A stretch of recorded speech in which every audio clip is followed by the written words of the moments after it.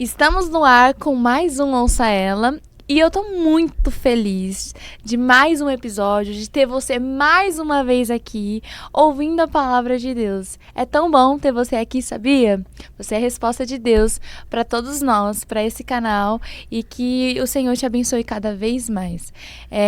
Hoje eu tô com uma pessoa muito especial, muito importante para essa geração, para esse tempo, e é uma mulher que tem sido uma voz poderosa para todos nós, né? E uma mulher improvável, que nós vamos falar muito sobre mulheres improváveis hoje, mas é uma mulher que para Deus não era nada improvável. O Senhor trouxe.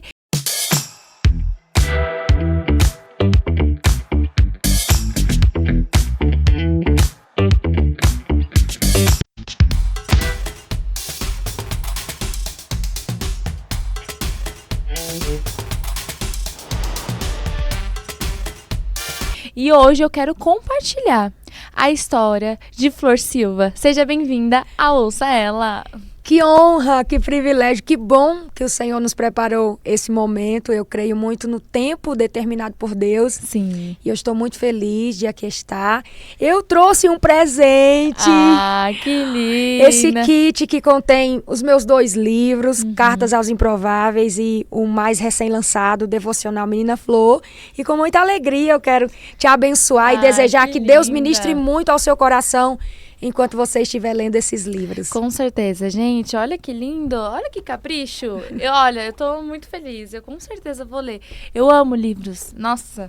Eu vou casar agora, então a prateleira de livro tá assim, aí juntou com no meu noivo, tá uma prateleira cheia de livro. Eu falei, meu Deus, é livro pra todo mundo, né? Que bênção. Mas é muito bom sempre ler, né? E eu tenho certeza que esses livros têm trazido cura pra muitas pessoas, né? Amém. Certeza demais. Flor, seja muito bem-vinda ao nosso programa. Que Deus fale ao coração das pessoas, né? Sim, esse é o nosso propósito nessa tarde, esse é o nosso desejo, que o Senhor alcance também vocês que estão aí do outro lado da tela. Sim, com certeza. Só para vocês saberem, a Flor é mãe de 3. Isso. Esposa, missionária, escritora e pregadora do evangelho. Olha só que mulher Glória a Deus. maravilhosa, cheio de coisas, atributos aí. E eu queria que você compartilhasse com o nosso público quem é você, assim, né? Quem é Flor? E se você sempre foi cristã, como começou essa caminhada assim com Jesus? Para quem não sabe, é sempre bom saber, né? Sim. Para quem não me conhece, eu sou a Flor Silva, tenho 32 anos. Sou natural do sertão do Ceará, uma cidadezinha que eu costumo até brincar que você não encontra ela no mapa. Icó, Ceará, é bem no sertão mesmo. Mas nenhum lugar é tão longe que Jesus não possa te encontrar.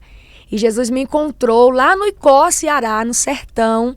Sou natural de lá, nasci e me criei no Icó. E quando eu tinha 10 anos de idade, Jesus literalmente me encontrou em uma madrugada. E eu não tenho dúvidas que foi a melhor madrugada da minha vida, mesmo vivendo a pior fase.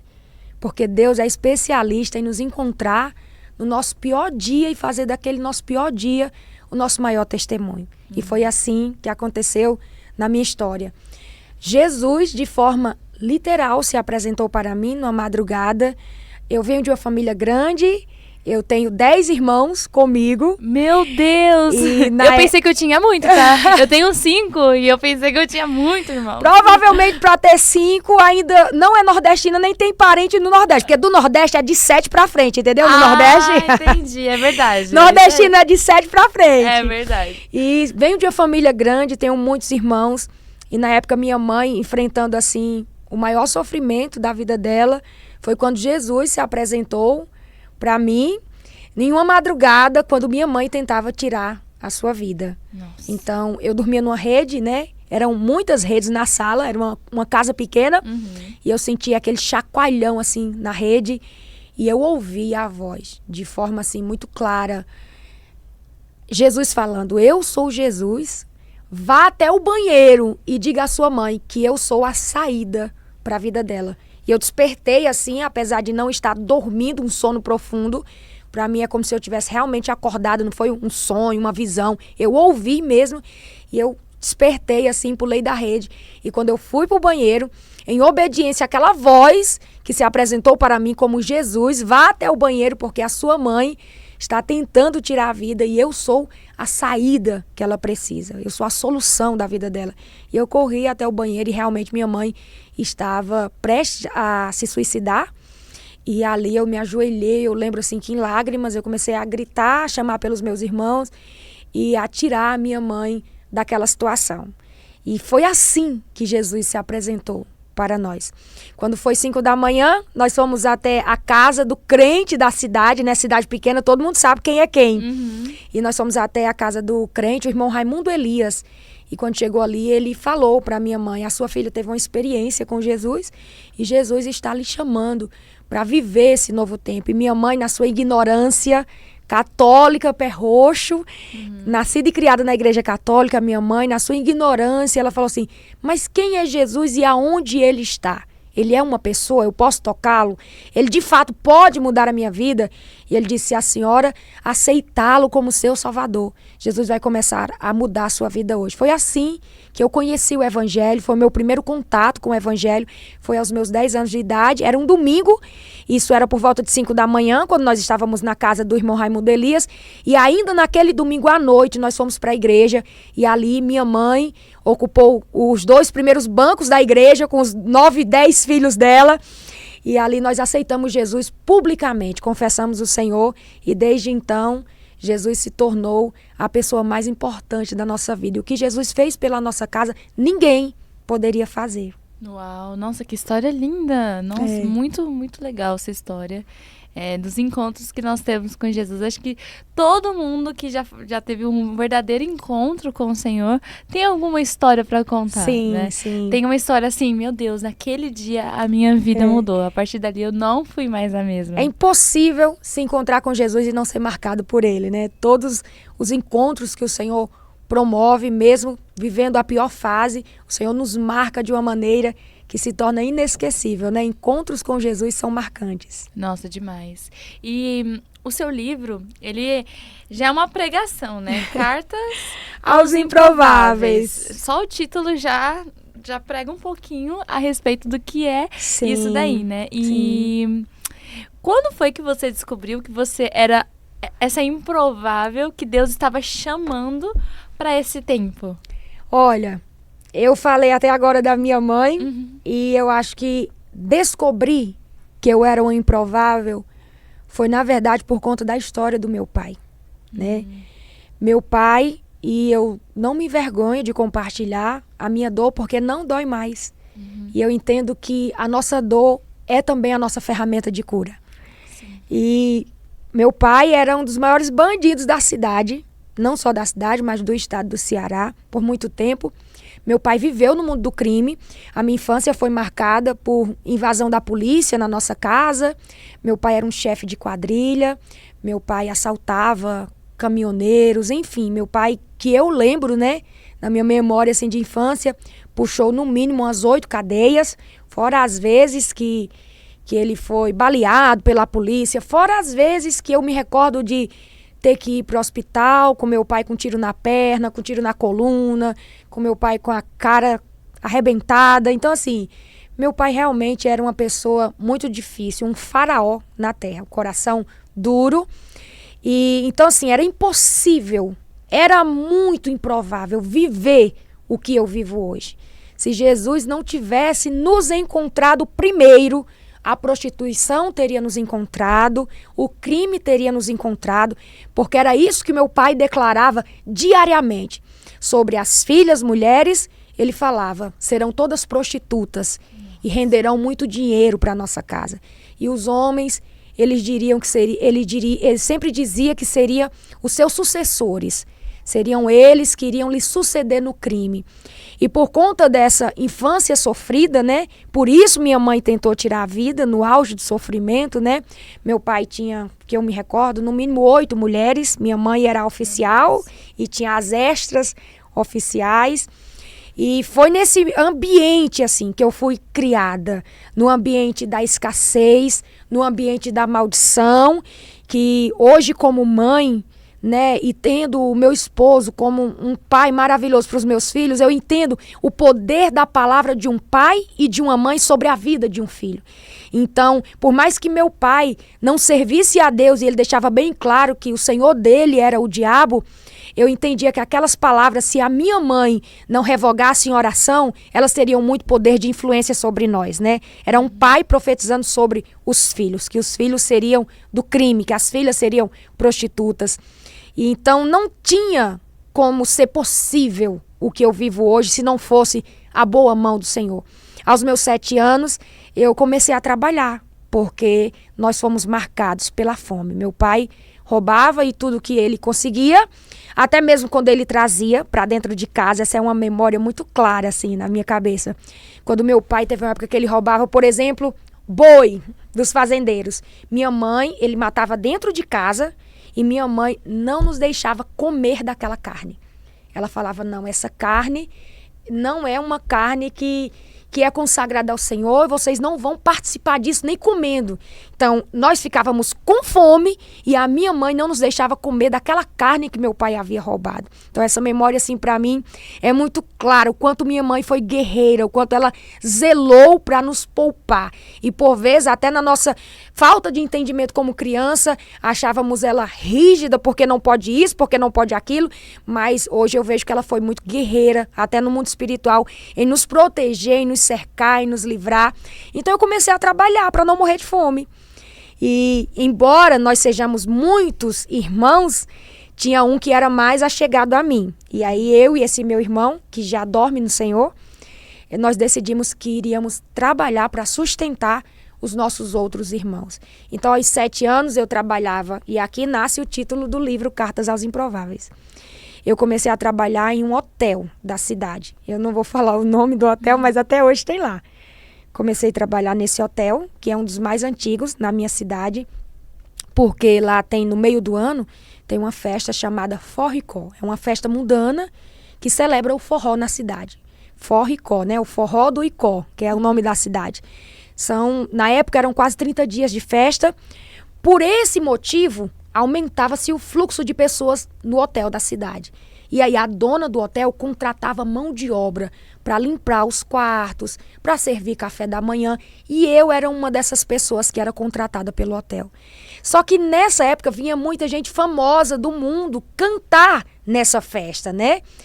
E o que eu fazia? Eu escrevia cartas. Eu limpava o quarto, escrevia cartas e deixava embaixo do travesseiro. Para quem essas cartas? Pro Gugu. Quem nunca, gente, desejou que uma carta chegasse no Gugu, né? O programa lá na época do Domingo Legal, eu escrevia 7, 8 anos. Escrevia essas cartas pro Gugu porque eu tinha certeza que aquele famoso que eu via na televisão, no programa do Gugu, se ele encontrasse minha carta, ele ia levar pro Gugu e a história da minha família seria mudada. Então eu lembro assim desses 30 dias, eu escrevi muitas cartas para esses famosos que eu sabia em quais quartos eles ficariam e eu deixava embaixo do travesseiro, deixava ao lado do criado mudo, perto do abajur. Eu enchia o hotel da mulher, eu espero que ela não veja esse podcast, senão ela vai descobrir, né? Ah, então era você! Então era você que deixava as cartas. Eu enchia o hotel de cartas porque eu tinha esperança de que essas cartas chegariam no Google, até mesmo uma dessas pessoas iam ler a nossa história e iam nos ajudar. Até que terminou o mês e, para minha frustração, a mulher tinha combinado de me pagar R$ 20 e ela descobriu quem eu era, que eu era a filha do expedito que era bandido. E aí, na hora de pagar, eu me recordo dela pagar todas as outras meninas da rua que trabalharam na mesma época. E quando chegou a minha vez de receber o pagamento, ela me deu umas cascas de queijo mofada. Aquela parte seca, que resseca ao redor do queijo.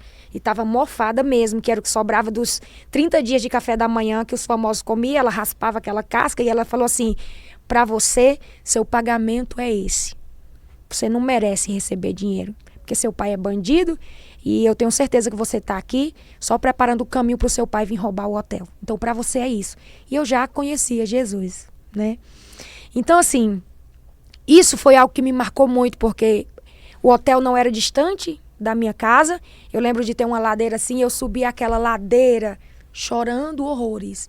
E eu chegar na minha casa e minha mãe sabia que aquele era o dia do pagamento. E minha mãe falava assim, o que aconteceu? Ela falou, e eu contei pra minha mãe, né? Ela falou que eu sou a filha do bandido e que eu não merecia receber os 20 reais como as outras. Eu tinha que comer casca de queijo mofada. Porque eu fui lá só para preparar o caminho para pai futuramente roubar o hotel. E ali, eu me lembro que foi uma das experiências mais marcantes que eu tive com Deus, assim. O Senhor, há tantos anos atrás, 20 anos atrás, 22 anos atrás, o Senhor me disse, escreve cartas para mim. Porque só eu posso ler a sua história e transformá-la.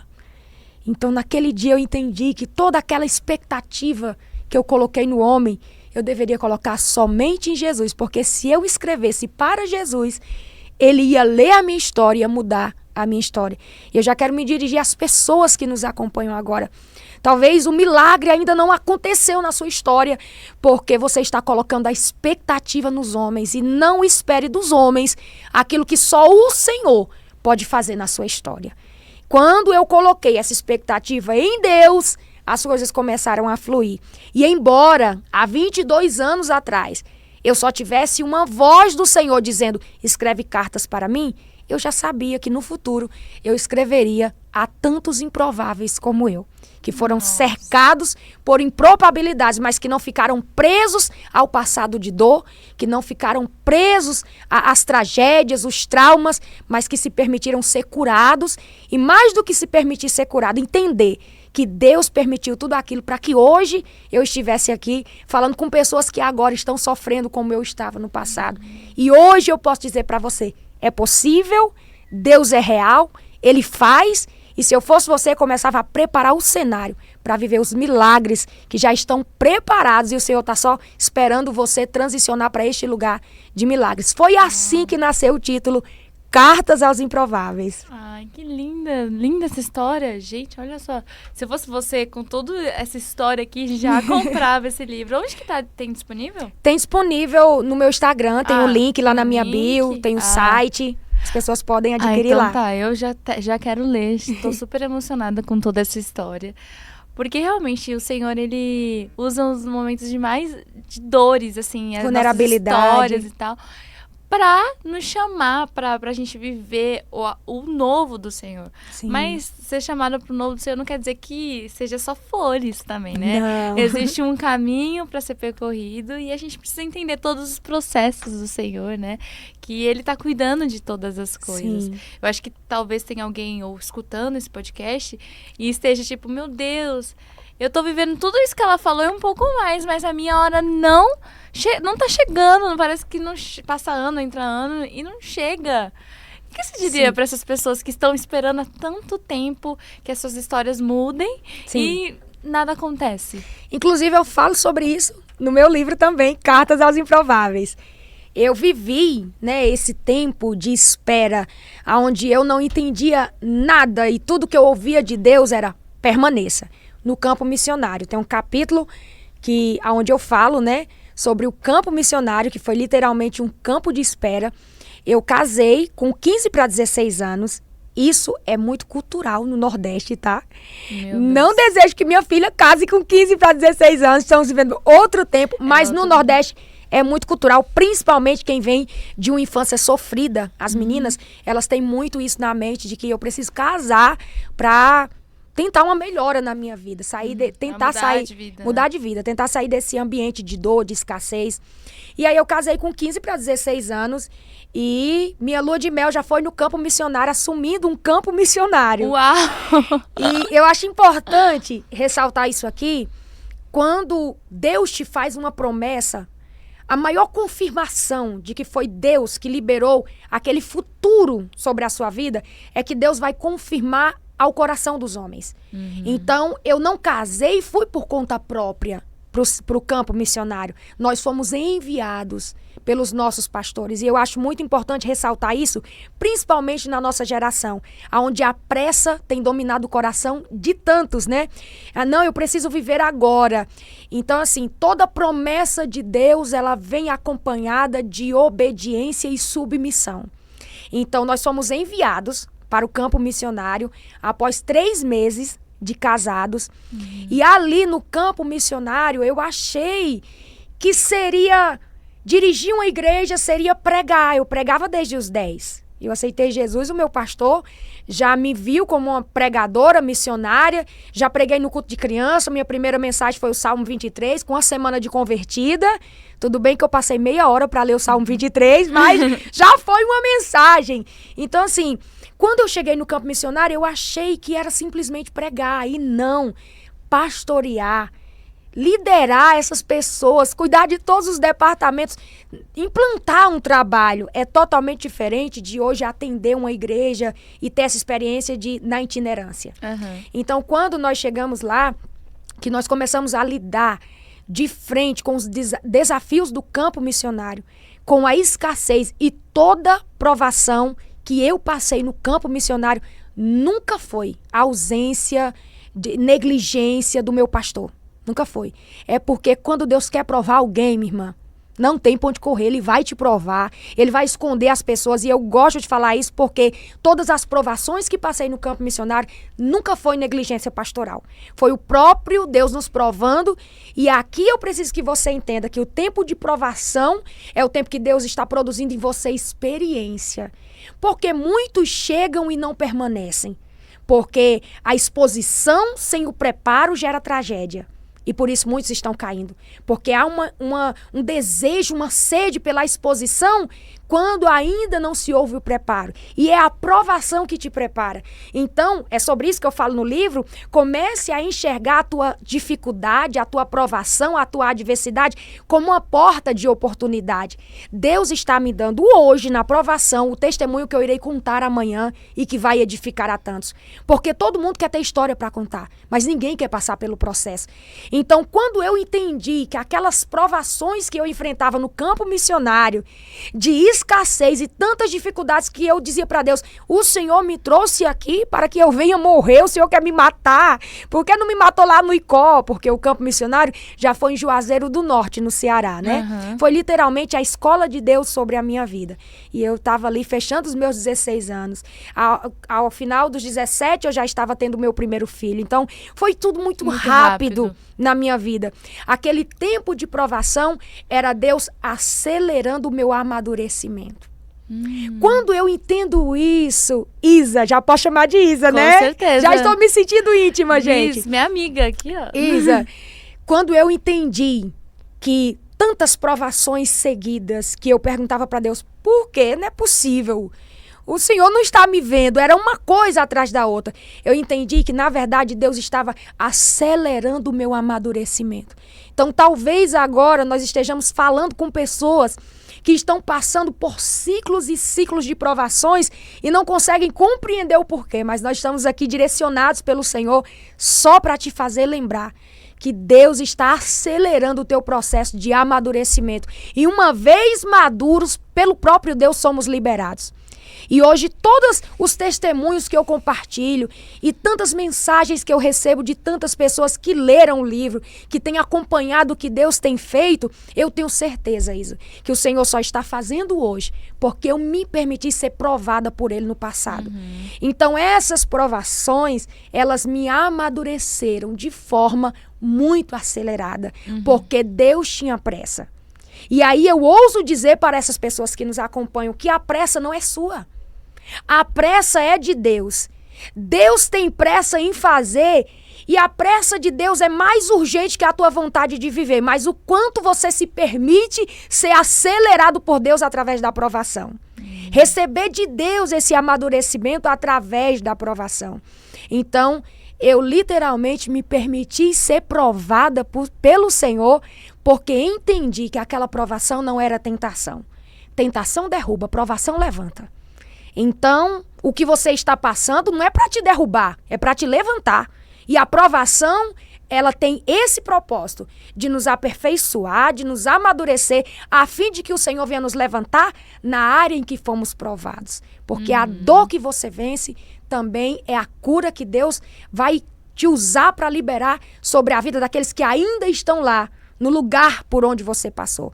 Então, essas pessoas que se encontram hoje nesse tempo de espera, É. tenha certeza, o Senhor está te amadurecendo aí. Você está vivendo hoje as dores que estão produzindo em você, as experiências e os testemunhos que amanhã serão usados para curar a muitos. Então, se permita viver esse tempo de espera, de provação. Se envolva, não resista. Essa é a minha palavra a todos aqueles que estão sendo provados por Deus, agora estão no campo da espera.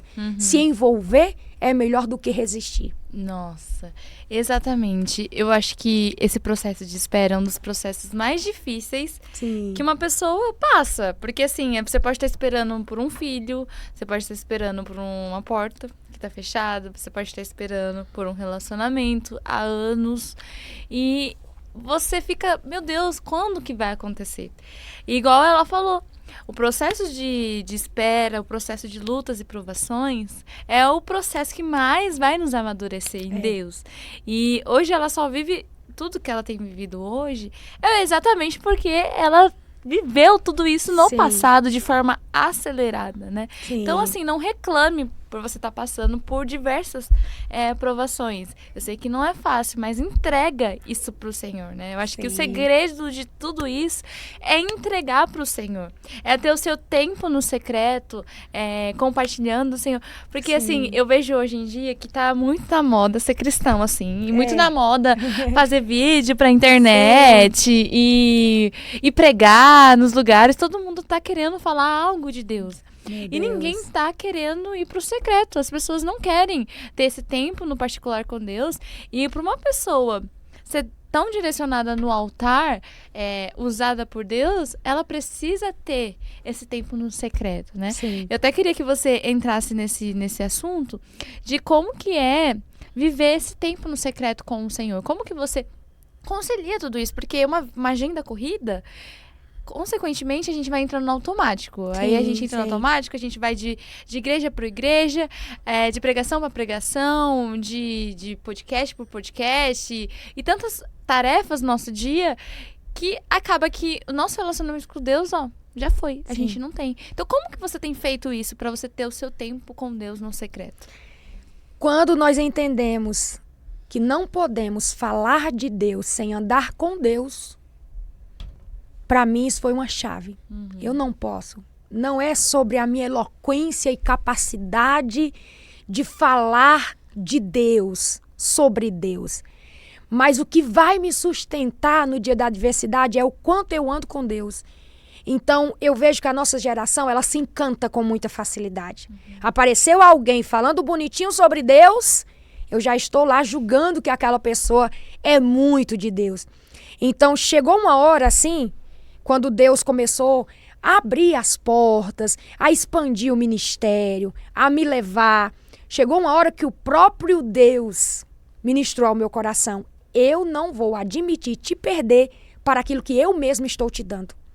Então, eu estou te dando essas portas, mas eu vou perder você com a porta? Ou você vai entender que estar comigo é melhor do que passar por qualquer acesso? Eu vejo que a nossa geração clama pelos acessos, se esquecendo de andar com aquele que ainda é a chave. Então, eu estou focando tanto no acesso que esqueci que se eu estiver com Deus, Ele é a própria porta de entrada, de saída. Então, é a prioridade, o valor que você dá a isso. Tem muita gente falando de Deus sem andar com Deus. E eu me recuso. Eu acho que a revolta dentro de nós de se recusarmos a ser mais um que vai falar bonito de Deus, mas que não tem vida com Deus no secreto, essa revolta de dizer eu não quero ser mais um que vai falar dele sem andar com ele, acaba nos trazendo de volta a esse caminho da inocência, a esse tempo com Deus.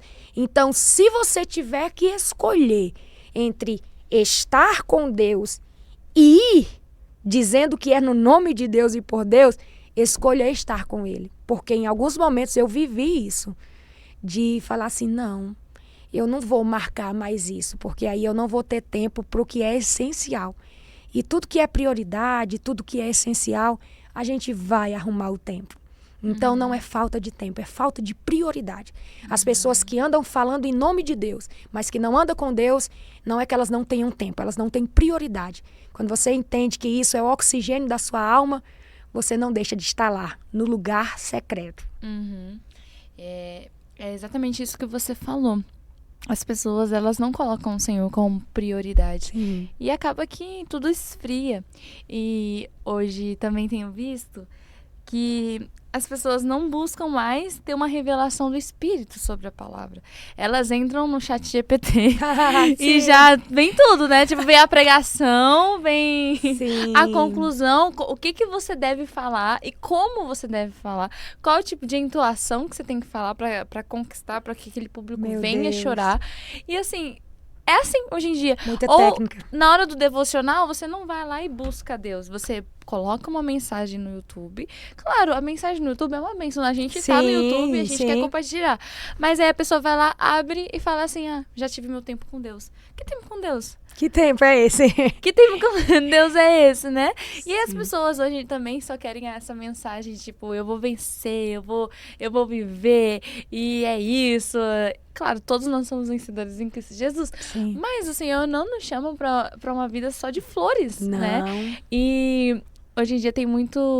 O pessoal fala que é os coaches religiosos, né? Os coaches religiosos que pregam e confundem, né? Aí fica assim, uma confusão na mente das pessoas. Sim.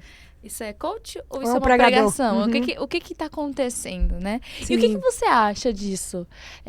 Das pessoas indo pregar, mas sendo coaches e só levantando o ânimo da pessoa. E quando, na verdade, o evangelho da cruz é morte. É isso. É morte. Olha, isso é muito forte, né? Esse assunto. Por quê? Normalmente as pessoas querem ouvir essa mensagem, né? De que eu irei receber a ajuda de Deus agora, de que o céu vai fazer agora. E na prática, quem conhece Jesus sabe que esse não é o evangelho dele. O primeiro passo para os pregadores, eu acredito que eu tenho um pouquinho de propriedade para falar especificamente agora com os meus amigos de altar e de ministério. O primeiro passo para sair desse ambiente onde você quer pregar por sua própria vontade a mensagem que talvez vai te garantir uma porta aberta novamente naquela igreja, ao invés de cumprir o teu propósito, é se desprender da expectativa humana. Quem fica preso à expectativa do ambiente, quem fica preso à expectativa dos homens, vai fazer o que os homens querem, mas a Bíblia fala que mais vale agradar a Deus do que aos homens. Então, se eu pudesse me dirigir agora aos meus amigos de altar, eu diria, se desprenda da expectativa humana. Se Deus te levou para um lugar, Ele te confiou uma missão, porque cada lugar Deus nos confia uma missão. Então, seja fiel àquele que te chamou para essa missão, ao invés de se prender à expectativa de alguém e ter que caminhar, andar por um caminho que o homem quer, caminhar por aquilo que as pessoas querem que você fale. Você não vai conseguir permanecer. Quem prega para agradar o homem não permanece no lugar que Deus lhe chamou para ocupar, porque esse não é o nosso lugar. Nós não fomos chamados para agradar os homens, nós fomos chamados para cumprir um propósito. E quem conhece um pouquinho que seja de Bíblia, sabe que cumprir um propósito, estar no centro da vontade de Deus, é o lugar que vai mais te fazer chorar e gemer, sofrer. O centro da vontade de Deus na vida de Jesus foi o Calvário. Porque a visão de Deus não estava sobre a sexta-feira de dor, não estava sobre o Calvário. Deus veio amanhã e ele já sabia que haveria um domingo de celebração. Mas não tem domingo de celebração sem sexta-feira de dor. E é isso que nós precisamos entender, que esse lugar não nos pertence. O lugar do coach, Deus abençoe os coaches, mas os coaches não são pregadores. Eles podem ter um outro propósito, uma outra missão, menos a de alimentar a noiva de Cristo. Coach não foi chamado para alimentar a noiva de Cristo. Ele pode ser chamado para ajudar alguém a se levantar no negócio próprio, empreender, incentivar, colocar alguém para cima, mas o altar não é lugar de coach. Você não está levantando qualquer pessoa, você tem que alimentar a noiva. Quem entende isso carrega sobre si mais do que o privilégio, o peso da missão. Então eu vejo que muitas pessoas almejam o privilégio de ser um pregador, os benefícios de ser um pregador e rejeitam o peso dessa responsabilidade. Mas o verdadeiro pregador sabe que mais do que privilégios, ele deve honrar e sentir o peso da responsabilidade que o Senhor colocou em suas mãos. Alimentar a noiva de Cristo. Você não está indo falar qualquer coisa. Você está indo alimentar a noiva de seu Senhor. E uma vez que nós entendemos isso, nós nos colocamos no nosso lugar. Né? Nós precisamos entender o nosso lugar. Então, aqueles que amam as mensagens coaches, eu lamento, no primeiro vento você não vai conseguir permanecer, chegar do outro lado, contar o testemunho, porque você não tem estrutura nem maturidade, porque você rejeita os processos. E os processos que você rejeita era a maturidade que você precisaria para vencer uma tempestade amanhã. Então, assim, quem está nesse lugar, aos pregadores, saia depressa. E aqueles que amam ouvir os coaches, eu te convido a ouvir a palavra de Deus na sua essência, a fim de que você venha a amadurecer para suportar os processos da vida de um cristão. Sim, é necessário voltar, né? Fazer o caminho de volta. Eu acho que todo mundo precisa voltar, porque quando as coisas começam a acontecer, as agendas começam a ficar completas e a gente tende mesmo a ir para um caminho que o inimigo mesmo coloca, fala assim, ó, vai nos envolvendo pra gente ir pra esse caminho, ó, tem essa proposta, tem isso que vai te ajudar, isso daqui, vem por esse caminho, e você tem que ser muito firme naquilo na mensagem que Deus te confiou, pra que você não se perca, né, nesse caminho, e é complicado, é difícil, por diversas vezes, mas quem tá firmado na rocha não negocia a mensagem que o céu confiou. Não, imagina, quem já teve uma história com Deus não consegue também, né? Então é necessário passar por esses processos, porque é isso que vai fazer a gente permanecer em meio a alguns processos da vida, né? Sim. Permanecer no Senhor sempre. E Flor, você é mãe de 3? Sim. É meninas ou uma menina e 2 meninos. É uma menina e dois meninos. Isso aí, ó, uma mãezona aí. Gente, parece ser uma mulher de 20 anos aí, ó, com 3 filhos. Vocês gravaram isso, produção? Vocês gravaram isso? Tá toda gatona aí. Ai. E eu imagino como que deve ser a sua agenda, né? Uma loucura. Sim. E indo, voltando, e aí vai ali, depois vai ali. E como que você tem feito para conciliar tudo isso? Ser uma boa esposa, ser uma boa pregadora, ser uma boa escritora, ser uma boa mãe. Como que você tem conciliado todas essas coisas? Olha, a Bíblia nos conta a história de Débora. E a Débora é alguém que eu admiro muito pela história que ela carrega. A Bíblia diz que Débora, está escrito, era mulher profetisa, ela era juíza, ela era esposa de Lapidote e ainda assim ela julgava a causa do povo de Israel embaixo das palmeiras. Em um só versículo, fala sobre tantas coisas que Débora fazia. O que explicar uma só pessoa realizar tantas funções com excelência? Deus. Toda habilidade vem de Deus, todo dom vem de Deus e deve voltar em glória para Deus. Eu costumo sempre falar, isso é uma verdade que eu carrego no meu coração. Quanto mais Deus te dá, mais servo você deve ser. Então, nem sempre nós devemos nos gloriar nas muitas habilidades que temos, porque se temos, foi o Senhor quem nos concedeu. E quando o Senhor determina, libera sobre nós esse tempo que eu gosto de chamar de tempo de Débora, que é o tempo onde nós realizamos multitarefas, somos multifunções e ainda assim conseguimos fazer aquilo com excelência. Débora, mulher profetisa, esposa de Lapidote, que subia para julgar a causa do povo de Israel embaixo das palmeiras. Ela consegue fazer tudo dentro daquele tempo. Então eu acredito que quando o céu nos libera para viver esse tempo que eu estou vivendo hoje, de agendas, de podcast, de ser mãe, de ser esposa, o próprio Senhor multiplica as nossas habilidades. Então, primeiro eu quero atribuir a Deus tudo que você falou aí, uma boa mãe, uma boa esposa, tudo de bom que você vê em mim, isso não é frase de efeito, é a verdade, é o Senhor. É o Senhor quem tem nos dado toda capacidade, toda habilidade, tudo vem dele. E eu acredito que conforme o Senhor nos dá tantas missões para desenvolvermos, para fazermos, o Senhor também nos dá essa consciência de que o que é prioridade para esse momento agora. Porque eu não posso honrar um altar e negligenciar a minha casa. Isso, eu acredito que comigo, e agora eu falo assim, algo bem do meu coração mesmo, compartilho com vocês, eu acredito que comigo funciona muito dessa forma. Aquilo que Deus me permite ver, que gera indignação no meu coração, é aquilo que eu não devo fazer. Então, sempre que Deus quer me dar um alerta, o Senhor me faz ver a situação na real, assim, eu falo, eu não quero esse lugar para mim. Então, eu já vi pregadoras maravilhosas que encantam grandes públicos, mas que negligenciam seus filhos dentro da sua casa. E ao ver, eu não desejei estar no lugar dela, nos grandes púlpitos. Eu desejei ser uma melhor mãe. Então, aquilo que o Senhor me permite ver, eu já entendi. Ele me permite ver com o propósito de não faça de igual modo, não seja como.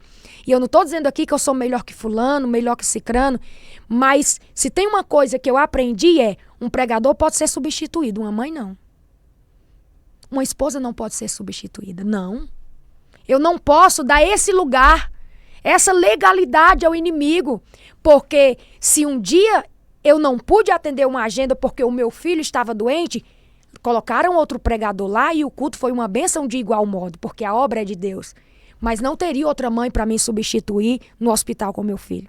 Então eu vejo que as pessoas, nesse anseio de viverem um ministério abundante, um ministério próprio, próspero, elas estão negligenciando o que faria de verdade elas serem bem-sucedidas aos olhos de Deus e não aos olhos dos homens.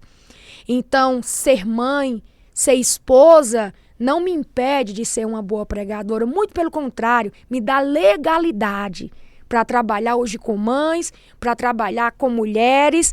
Então, quando eu estou na minha casa, quando eu não negocio tempo com meus filhos, quando eu não negocio a minha casa limpa.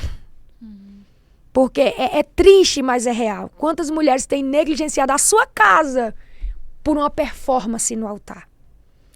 Por um momento no altar. Então, quando eu não negocio isso, isso não me rouba de um lugar. Muito pelo contrário, me leva para o lugar certo.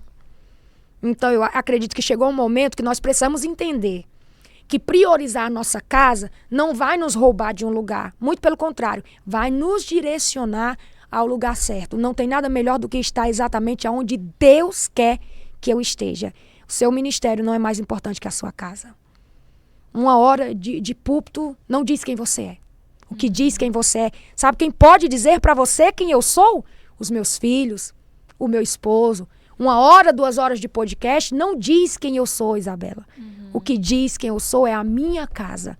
E eu vejo que muitas pessoas estão colocando máscaras a fim de serem aceitos, aplaudidos e estão negligenciando a verdadeira missão. Uma mãe não pode ser substituída, nem uma esposa.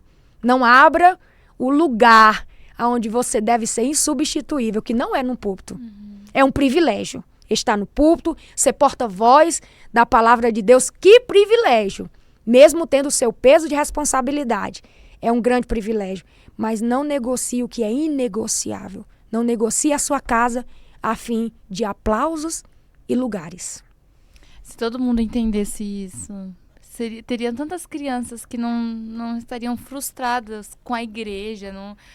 Quantas filhas de pastores... A ausência. Que nunca queriam... Até a Fabiola, né? Sim. Ela fala... Eu já vi um vídeo dela falando sobre que ela não queria nunca ser pastora. Sim. Por conta dos pais. Dos traumas. Dos traumas. Sim. E eu acho que você não quer gerar isso no seu filho, né? Não. E não quer. Sim. Que o ministério...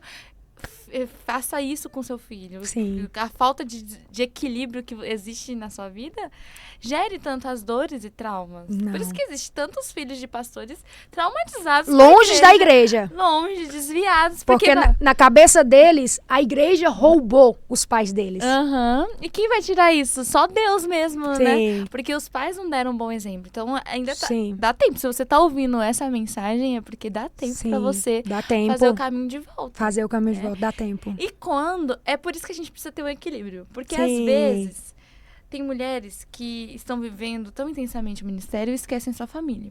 E tem outras que falam que só vão viver a sua família e esquecem de viver aquilo que Deus chamou pra elas viverem. Sim. Fala assim, eu estou cuidando da minha família, eu não preciso fazer de mais nada. Eu não Sim. preciso orar por ninguém, eu não preciso entregar uma palavra de Deus, eu tô cuidando dos meus.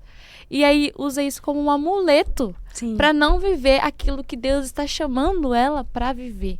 E para essas mulheres, qual conselho você daria? Não peque pelo excesso.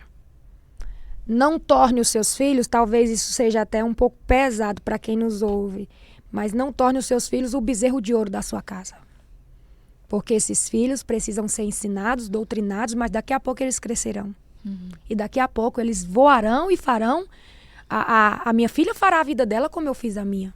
Daqui a pouco, a minha filha vai chegar a hora que ela vai casar, que Deus tarde esse negócio um pouquinho. Ainda tá novinha, 13 anos, mas nova.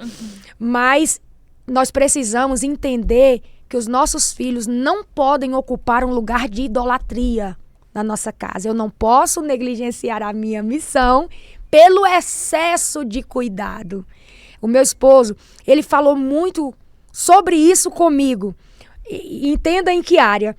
Teve uma época que eu tinha um excesso de cuidado tão grande com as crianças que eu tinha medo das crianças caírem. E eu lembro que o meu esposo acho que é muito coisa de pai. Tipo assim, deixa aí, deixa subir a escada. E minha filha, até hoje, ela carrega as marcas, não a de Cristo, mas, né, as marcas do pai. Porque meu esposo deixava ela cair. Ele falava assim, olha, se ela não cair de bicicleta, ela não vai aprender a andar de bicicleta. Você lembra como você aprendeu a andar? Então, eu era essa pessoa que eu tinha esse cuidado em excesso. E aí eu acabava pecando pelo excesso. Eu estou usando esse exemplo para que você entenda que o seu filho também não pode estar nesse lugar de excesso, porque aí você começa a limitar até mesmo as experiências do seu filho com Deus. Então, não impeça do seu filho passar as adversidades que foram responsáveis por produzir em você sua experiência com Deus. Então, quando eu tenho esse senso de super protetora, que a criança não pode fazer nada, a criança não pode viver aquilo, não pode fazer aquilo, eu também estou pecando, não pela negligência, mas pelo excesso. Então, pedir a Deus o equilíbrio para entender o meu lugar de mãe. E o meu lugar de mãe não é o lugar de Deus. Tem coisas que Deus quer tratar e a mãe quer o quê? Colocar a mão. Então, não coloque a mão em coisas que Deus quer tratar com seu filho, com a sua casa. Então, eu acho que pedir a Deus esse equilíbrio para entender o seu lugar, para que você não habite nem no ambiente da negligência, nem também vá para o lugar do excesso, é essencial. O equilíbrio para que você também não venha negligenciar a missão e o propósito que Deus confiou em tuas mãos. Eu acredito que nesse tempo de propósito, de missão, Deus nos dará as conexões certas.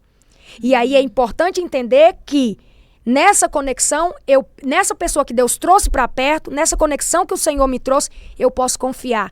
Um exemplo claro, inúmeras vezes eu já viajei para cumprir o meu propósito com o meu esposo e deixei os meus filhos na casa da minha amiga, que também é minha pastora. Então, eu tive que desaprender a sair daquele lugar de que vai acontecer alguma coisa se eu não estiver perto. E aí entra a falta de confiança em Deus. Então, você não pode deixar de confiar no Senhor nos momentos que você vai precisar se ausentar pela missão, pelo propósito, pela obediência ao chamado. E por isso eu ressalto o equilíbrio.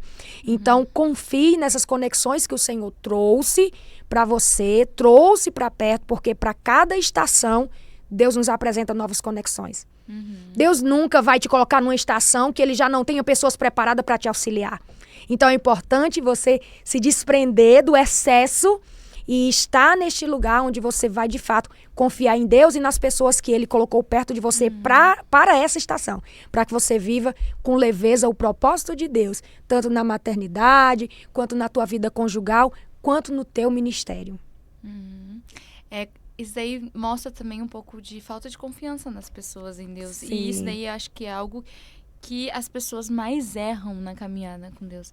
É não confiar, é dizer que confia no Senhor. Sim. E quando você precisa de se desprender de algo para você viver o propósito de Deus, você não consegue. Sim. Quando assim, você tá trabalhando numa empresa maravilhosa e Deus fala assim: não é pra você trabalhar mais aí. Vem caminhar contigo, que agora você tem que caminhar confiando em mim. E é isso, e eu que vou ser a sua provisão. Sim. Aí as pessoas falam: então, acho que eu não confiava tanto assim, então, não. Senhor, Eu acho que é que eu não- confiança mesmo? Então, e não é fácil mesmo, porque você caminhar dia após dia, confiando que Deus vai trazer a provisão necessária pro seu dia, não é coisas... Você precisa ter esse caminho de maturidade para você entender mesmo. Conhecer Deus. Conhecer ao Senhor, ter essa experiência com o Senhor, para assim você caminhar dessa forma. Então eu acho que é um processo que você tem que passar com o Senhor, de como Paulo teve, Sim. né? A partir do momento que ele virou de Saulo para Paulo, Sim. tem que ter aquele encontro mesmo, sabe, com Deus, para ele conhecer mesmo a pessoa, para ele a partir daí confiar em tudo que o Senhor vai fazer a partir daí. Se é para mim ir pregar e confiar de deixar com uma amiga minha os meus filhos, eu vou confiar. Sim. Porque Deus está cuidando de todas as coisas. Sim. E algo importante que para nós assim é muito uma rotina na nossa casa. Desde quando os meus filhos precisaram ficar com a minha amiga, até esse momento que eu vivo hoje, que a minha mãe mora comigo, e eu deixo os meus filhos com a minha mãe. Mas a minha mãe não é a mãe dos meus filhos, ela é a avó dos meus filhos. Então, desde sempre, desde quando ficavam com a amiga ou ficam com a avó, é algo que eu trouxe para dentro da minha rotina e, de repente, cabe para alguém que está vivendo esse dilema também, né? De ser mãe e ter que cumprir o chamado e ficar naquela inquietação. Eu sempre deixei claro para os meus filhos: nenhum lugar que eu vá é mais importante do que estar com vocês. Eu só estou indo porque o Senhor tem um propósito comigo lá. Mas o Senhor que está me levando vai me trazer de volta para casa. Então, foi uma forma que eu encontrei de aquecer o coração dos meus filhos, até para que eles entendam que eu não estou lá porque eu fiz uma troca. Aquele lugar nunca será mais importante do que os meus filhos. Nem cabe comparar. Nem chega nem perto. Quem é mãe entende essa fala. Que os nossos filhos é o maior presente que Deus poderia nos dar. O privilégio de gerar e de treinar aqueles que irão nos suceder. Porque se amanhã Deus levar a Flor, eu instruí 3 para continuar pregando a mensagem do arrebatamento. Então, assim, deixar os seus filhos confortáveis nesse sentido de entenderem que você não fez uma troca e que aquele lugar não é mais importante do que eles. E que qualquer momento que eles precisarem, eles podem chamar, porque você nunca estará tão ocupada com as coisas do reino que você não possa parar para atender os seus filhos. Então, eu vejo que isso assim mudou muito a mente dos meus filhos, de entenderem que não, minha mãe está cumprindo uma missão, não é que lá, aquele lugar é mais importante que a nossa casa. E eles terem esse entendimento muda tudo, né? Muda. E Flor, para nos edificar aqui nesse podcast, compartilha algum testemunho, algo assim que marcou muito a sua trajetória, vida com Sim. Deus, assim, pra gente ser abençoado. Sim, eu quero compartilhar um testemunho que eu não tenho dúvidas que me preparou para viver esse tempo que eu vivo hoje, pela misericórdia e bondade do Senhor, com equilíbrio, sem perder quem eu sou, porque se você não souber quem você é em Deus, ninguém saberá. Então, quando você não entende quem você é, você se torna aquilo que as pessoas querem. E eu me recordo assim, na missão, nós começamos a construir uma igreja. Nós fomos para um bairro chamado Tiradentes, no Juazeiro do Norte, né? Juazeiro do Norte é a segunda cidade mais idólatra do Brasil. Ela só perde para Aparecida. É uma cidade muito idólatra. Lá eles adoram, né, o Padre Cícero, que é o padroeiro da cidade. E eu me recordo de que quando o nosso pastor nos enviou para implantar esse trabalho, Era no bairro chamado Tiradentes, que ficava próximo ao Presídio de Segurança Máxima. Era um bairro comunidade. E ali nós íamos literalmente implantar um trabalho. Não foi, pegamos uma igreja pronta, não. A igreja era na garagem da nossa casa. E o pastor disse, até que vocês encham essa garagem, é aqui que vocês ficarão. E nós começamos a evangelizar e trazer muitas pessoas para o reino, para a glória de Deus. Tudo vem de Deus e volta em glória para Ele. Toda capacidade, dom, vem do Senhor por um propósito, né? Deus não desperdiça talento. O Senhor nos dá um talento com um propósito. E o Senhor começou a nos usar para a glória dele naquele tempo, naquela obra. E rapidinho aquela garagem encheu e já não comportava mais uma igreja na garagem da nossa casa. Nem os vizinhos aguentavam mais o barulho. Porque eu sou pentecostal, canela de fogo, gasguita da goela estourada. Eu tô me controlando aqui para manter o tom, entendeu? Deixa, pai, deixa Deus te usar. E o meu esposo também é pentecostal. Então imagina, 2 pentecostais em uma garagem pequena. Os vizinhos já não aguentavam mais os cultos, né? Os vizinhos não eram cristãos. Então, até nisso Deus trabalhou, porque a nossa identidade acelerou o processo da construção da igreja. Os vizinhos falaram, não dá mais para esse povo cultuar aqui, que a gente não consegue dormir. E Deus batizando muita gente com o Espírito Santo. Eram literalmente discípulos. Sabe quando você realmente levanta um discípulo e aquela pessoa fica bem parecida com você? Pronto. Era a missionária Flor, o missionário Antônio e as réplicas, só pentecostal. E aí o pastor falou assim, vamos construir uma igreja. E aqui eu chego no testemunho, porque nós éramos mantidos, como falei desde o início, tudo que nós passamos nunca foi negligência pastoral, nosso pastor sempre esteve lá, mas Deus queria nos provar. O Senhor queria nos dar os testemunhos que hoje ia edificar o seu povo. E quando Deus quer fazer isso, irmão, não tem quem abra a porta que Deus fecha. E aí eu lembro que nessa época Deus fechou a porta, o nosso pastor nos procurou, nós éramos assalariados pela igreja, e o pastor falou assim, olha, é o seguinte, o salário que vocês recebem por mês, eu não sei como é que vocês vão fazer, porque esse salário nós já alimentávamos toda a congregação, era uma comunidade. A primeira refeição das pessoas era realizada na minha casa após o culto. Então, se as pessoas não vinham para a igreja por causa de Jesus, elas vinham por causa do cuscuz. Tem 2 coisas, Isabela, que não deixam o nordestino, Jesus e cuscuz. E foi na época que eu mais fiz cuscuz na minha vida, porque o povo vinha pro culto, porque depois do culto vai ter o cuscuz. E aí, aquele cuscuz, por vezes, era a primeira refeição daquele povo, né? E aí começou, vamos pro culto, porque depois do culto a missionária vai fazer o cuscuz. Enfim, o salário que era para dar para um mês, eu e meu esposo, dava para 10, 15 dias, porque nós começamos a alimentar todas as pessoas que iam para aquele culto. Não tem como, no lugar desse, dizer Jesus te ama e mandar o povo embora para casa com fome. Então, nós usávamos o nosso salário para alimentar aqueles novos convertidos que estavam chegando. Já era um grande desafio. Agora, imagina o nosso pastor olhar para nós e falar assim, olha, o terreno está pronto, compramos, vocês vão construir a igreja. Só que a igreja vai ser construída com os recursos que vocês vão arrumar, vão comprar. Como que nós arrumaríamos recurso para construir uma igreja se o nosso salário não dava nem para se alimentar um mês inteiro? E hoje, esses dias eu estive recentemente com esse meu pastor, o pastor José Flávio, eu falei assim, o senhor não teve dó nem piedade, né, naquela época. Ele falou, não, sabia que Deus estava construindo em vocês uma história. E ele falou isso e foi embora, comprou o terreno e nós fomos construir a igreja. Só que detalhe, a mão de obra era os irmãos que eram contratados pela sede. Então nós tínhamos 8 funcionários para levantar a igreja em tempo recorde. Só que nós tínhamos que arrumar material para a igreja ser levantada e alimentar todos os dias os 8 funcionários. Pedreiro come, Isabela. Nossa. E aí nós tínhamos que alimentar não mais só a congregaçãozinha. 8 pedreiros, café da manhã, almoço e café da tarde. Deus foi tão bom que eu digo isso aqui é para quem tem fé. Quem não tem fé diz, é loucura, isso não acontece na terra não. Acontece. Deus foi tão bom que na época que nós começamos a construir a igreja, era a época lá da safra do caju, da manga. Então, todo tipo de suco já não comprava refri, porque refri era algo muito longe, refrigerante, longe da nossa realidade. Nós fazíamos suco natural, porque pé de caju e pé de manga dá na rua em Juazeiro do Norte. É muito forte o caju lá, então toda esquina tinha um pé de caju. Aí nós pegávamos caju, manga, fazíamos os galão de suco. Então assim, o suco já estava garantido, porque o próprio Deus tinha mandado na época da colheita.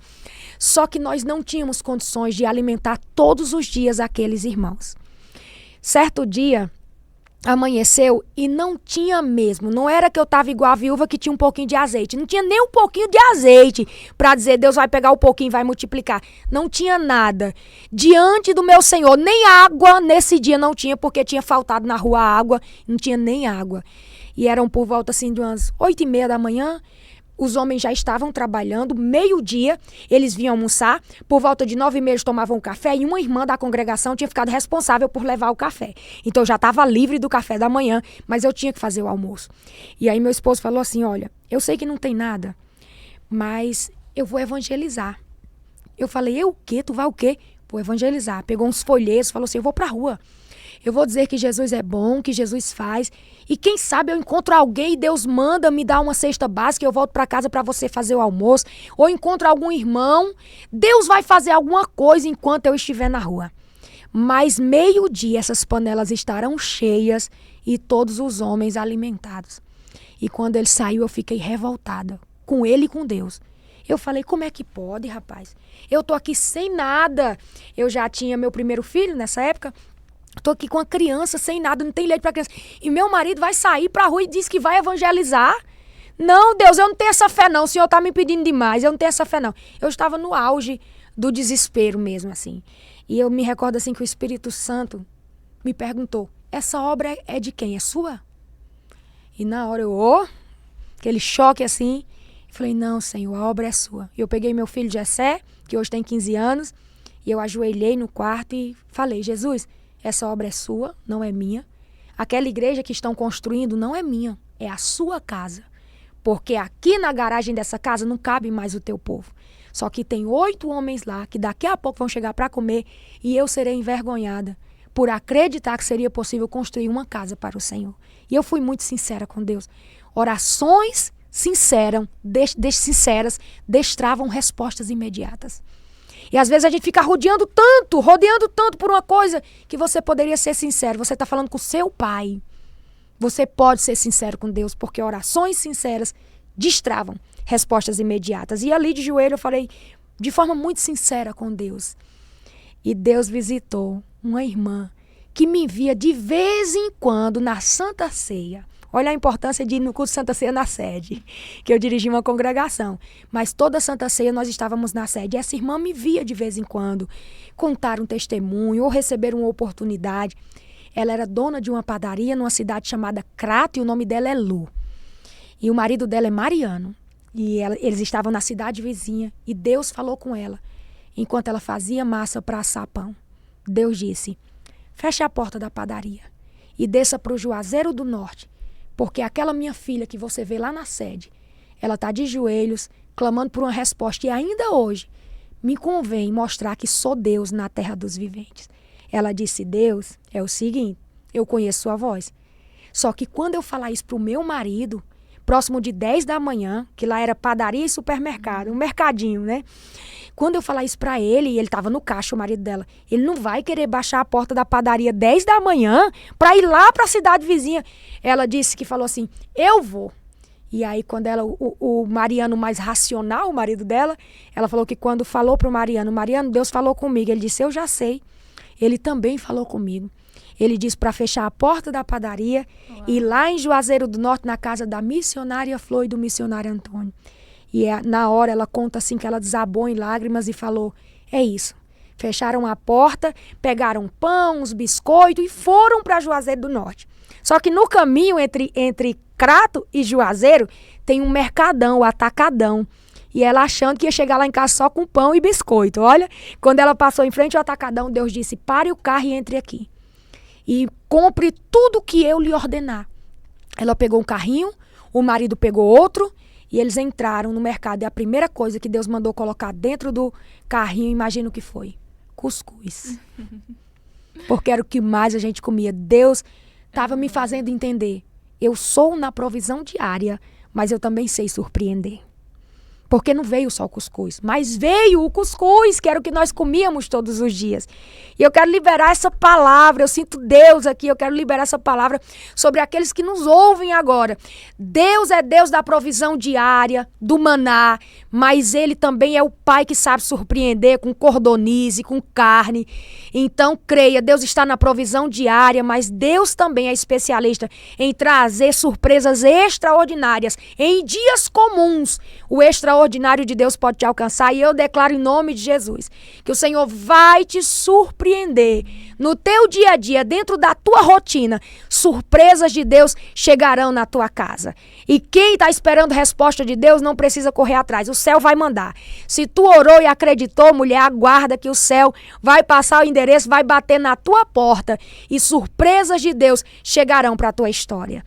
E ela encheu aqueles carrinhos, colocou cuscuz, tudo que você imaginar, Isabela, irmãos que nos acompanham agora, tudo que você imaginar tinha dentro daqueles carrinhos. E ela chegou lá na minha casa, por volta de 10h30, próximo a 11 da manhã, bateu na porta e eu achei que era o meu esposo retornando. E eu pedi para Deus, que ele tenha vindo com alguma coisa, que ele tenha encontrado alguém por aí e alguém tenha dado pelo menos um arroz e um feijão, porque eu não quero passar essa vergonha. Não, Senhor. E quando eu abri a porta, ela falou assim: assim te diz o Senhor, eu ouvi a tua oração, por isso na terra desci.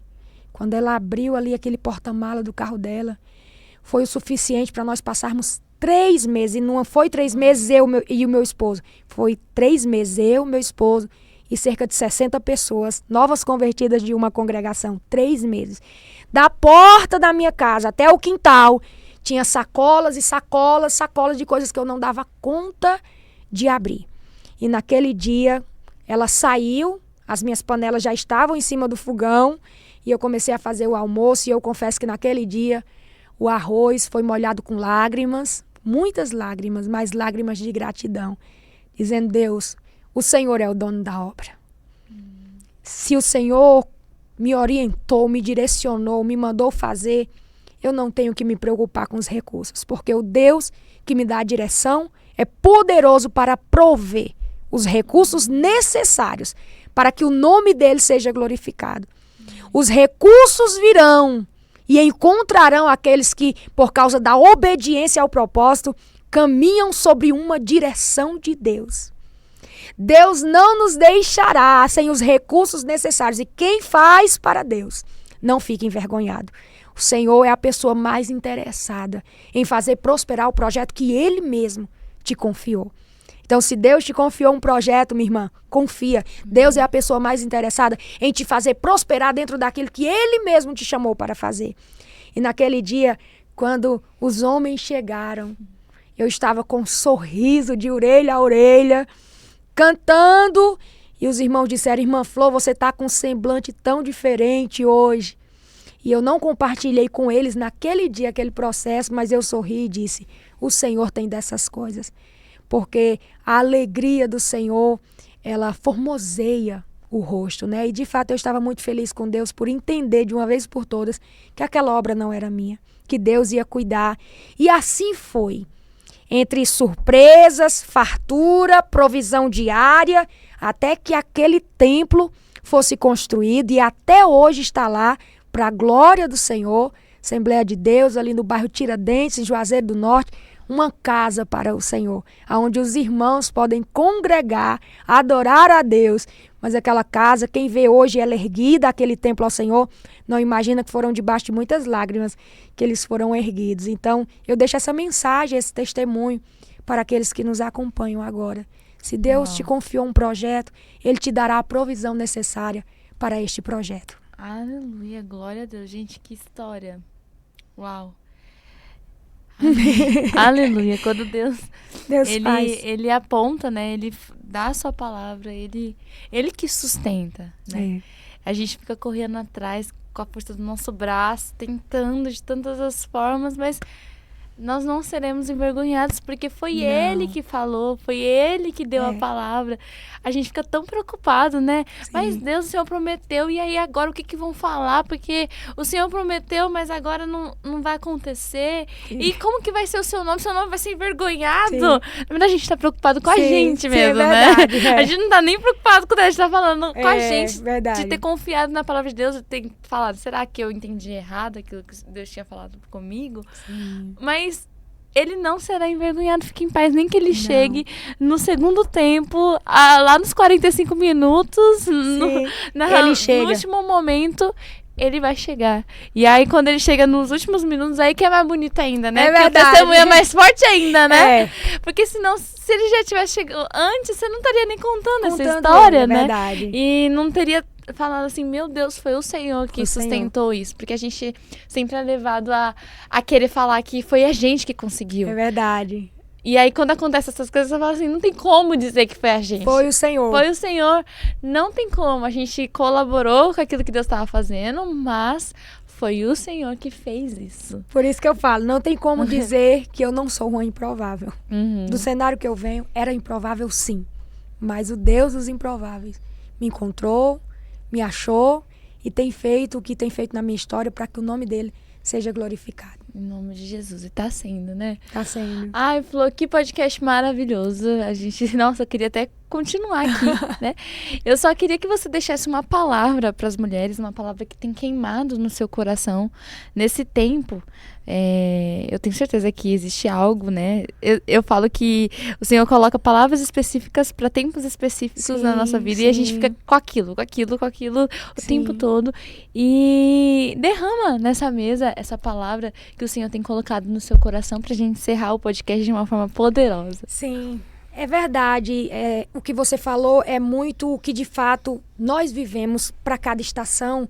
O Senhor vai liberando uma mensagem e nós carregamos essa mensagem. Nesse tempo, eu tenho vivido muito a palavra de Isaías 62, né? O Senhor fala através da boca do profeta no versículo de número 4. Nunca mais te chamarão desamparada, nem a sua terra se denominará jamais terra assolada, mas chamar-te-ão Efizibá e a tua terra Beulá, porque o Senhor se agrada de ti e com a tua terra o Senhor se casará. E o povo de Israel estava vivendo um tempo de extrema adversidade, onde eles eram conhecidos pela provação que estavam enfrentando. E Deus não queria os matar, Deus queria os tratar. E todas as vezes que Deus quer tratar com alguém, o Senhor prova este alguém. Só que através dessa provação, as outras nações olhavam para Israel e diziam, vocês são desamparados, vocês são esquecidos, porque normalmente as pessoas tendem a nos enxergar por uma página de toda uma história. Elas leram uma página e elas julgam toda uma história. Então, um momento de provação de Deus na vida de alguém não significa que Deus tenha rejeitado e esquecido aquele alguém. Deserto não é rejeição, provação não é abandono. Então, o povo de Israel está vendo esse tempo de provação e as outras nações dizem, abandonados, esquecidos. Aí no capítulo 62, e essa mensagem que eu libero sobre aqueles que nos ouvem agora, essa mensagem que eu tenho carregado nesse tempo, Deus diz assim, chamar-te-ão por um nome novo, que a boca do Senhor nomeará. Isaías 62, 3. É o Senhor dizendo, a partir do que eu faço, o que eu faço na sua história é o ponto de partida. A partir do que eu faço, eles te chamarão por um nome novo. Era Deus dizendo, o que eu faço muda a forma como que alguém fala de você. O que eu faço muda a forma como que alguém cita teu nome na mesa. O que eu faço muda a forma como que a terra te enxerga. E Deus queria que as nações enxergassem quem realmente Israel era. E eles não eram o que o faraó, o que o Egito, o que a Babilônia, o que a Síria, o que Nabucodonosor estava dizendo. Eles não eram esquecidos. Eles não eram desamparados. Não eram abandonados. E aí Deus diz, eu vou fazer algo. E o que eu faço vai fazer eles te chamarem por um nome novo. E nunca mais. Isso aqui é um decreto de Deus. Nunca mais. Não é por um tempo. Não é momentâneo. Não é passageiro. Não. Nunca mais eles vão te chamar de desamparado. Era Deus dizendo, o que eu faço hoje muda toda a tua história. O que eu faço agora muda de vez a tua história, a tua casa, a tua família. A última vez que Deus disse nunca mais foi no Êxodo 14.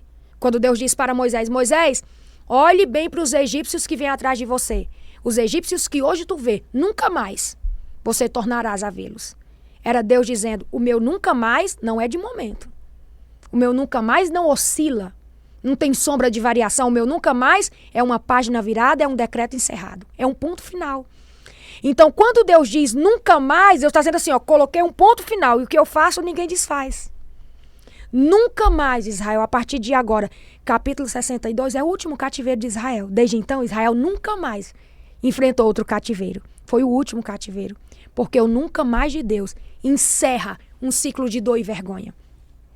E eu sinto que nesse tempo Deus está nos chamando para inaugurar capítulos de honra sobre a nossa casa. E a partir de nós, a partir dessa honra que Deus está estabelecendo sobre nós, a nossa casa também entrará nessa estação de honra.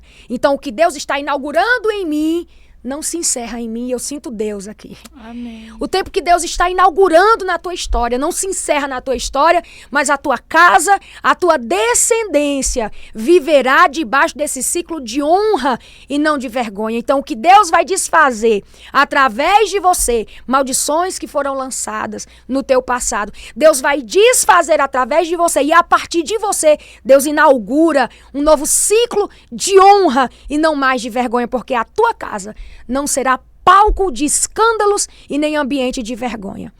E Deus diz isso ao povo de Israel, nunca mais, a partir daqui, de agora, nunca mais te chamarão desamparada. Você não será conhecida pela rejeição que sofreu, pelo trauma que enfrentou. Você será conhecido pelo que a mão do Todo-Poderoso fez sobre a tua história. E vale lembrar que o que a boca de Deus fala, a mão dele estabelece. E era isso que Deus estava dizendo ao povo de Israel. A minha boca falou e a minha mão vai fazer. E o povo de Israel agora é conhecido, e eu concluo aqui, não mais por abandonados, rejeitados, esquecidos, desamparados, mas o próprio versículo 4 diz, te conhecerão, te chamarão de Efizibá. E a palavra Efizibá, Isabela, no hebraico, ela tem uma origem que é como uma árvore que tem muitas raízes. A palavra hebraica ou no grego é uma árvore que tem muitas raízes, por isso uma mesma palavra pode ter inúmeros significados. E um dos significados dessa palavra Efizibá é aquele a quem Deus abraça. Era Deus dizendo, você não ficará conhecido pela rejeição que enfrentou, mas pelo abraço que recebeu.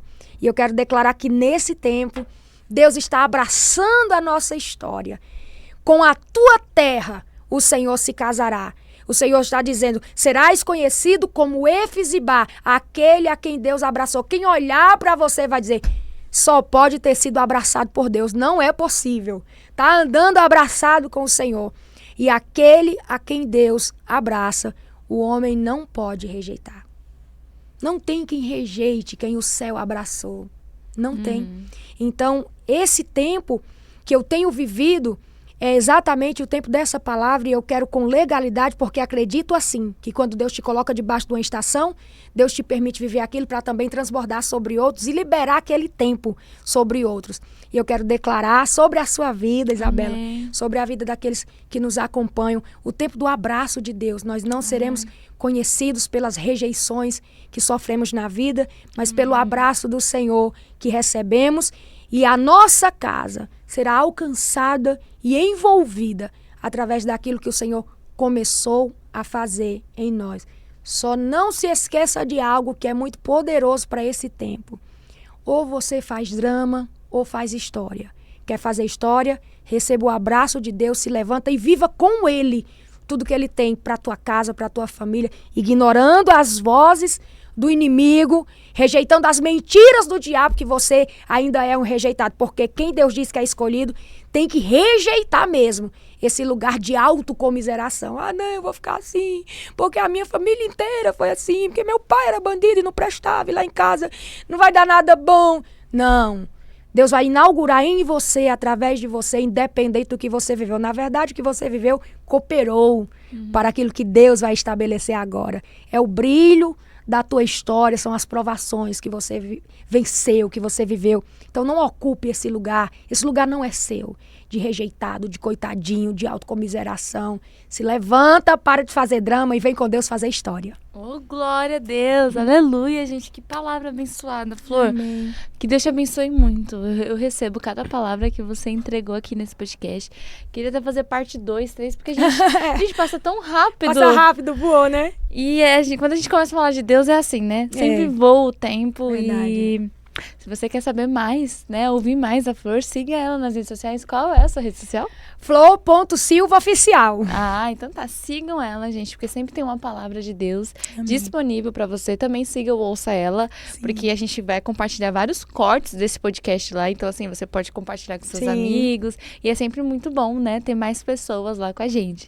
É @ouçaela, pode. Então, só segue lá e seja abençoado por Deus também. Flor, que Deus te abençoe muito. Amém, foi uma honra. Foi muito bom ter você aqui com a gente. Que Deus prospere todos os seus caminhos.